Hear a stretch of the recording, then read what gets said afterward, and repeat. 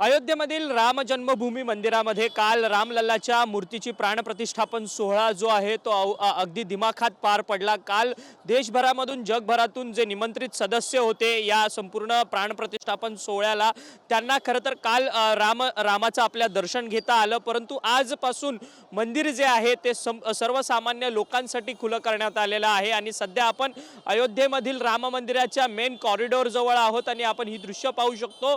रामभक्तांची गर्दी जी आहे ती मोठ्या प्रमाणात उसळलेली सध्या तरी आपल्याला इथे पाहायला मिळते। प्रत्येक रामभक्ताला आपल्या देवाचं रामाचं दर्शन घेण्याची आतुरता जी आहे ती दाटून आलेली आहे आणि त्याकरता प्रत्येक रामभक्त जो आहे तो मंदिराच्या दिशेने सध्या तरी आपल्याला जाताना पाहायला मिळत आहे। सध्या आपण रामपथावरती आहोत आणि रामपथावरची ही संपूर्ण दृश्य जी आहेत आपण पाहू शकतो की प्रत्येक रामभक्त जो आहे तो आपल्या देवाला रामाला भेटण्याकरता खरं तर मंदिराच्या दिशेने मार्गस्थ झालेला असल्याचं सध्या तरी आपल्याला पाहायला मिळतंय।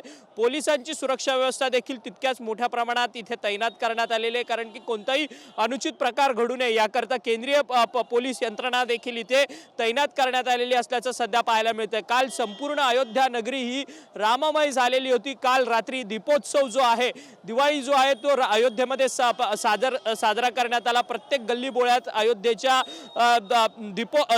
दीप प्रज्वलित करून संपूर्ण दीपोत्सव काल साजरा करण्यात आला आणि आजपासून आपल्या रामाचं दर्शन जे आहे ते सर्वसामान्य भाविकांसाठी उपलब्ध असल्यामुळे संपूर्ण जी गर्दी आहे, अलोट गर्दी जी आहे ती सध्या राम जन्मभूमीच्या मंदिराच्या मेन गेटवर कॉरिडॉरवरती सध्या असलेली आपल्याला पाहायला मिळत आहे। व्हिडिओ जर्नलिस्ट आकाश शेवलेसह अक्षय व्यंकटे, TV9 मराठी, अयोध्या।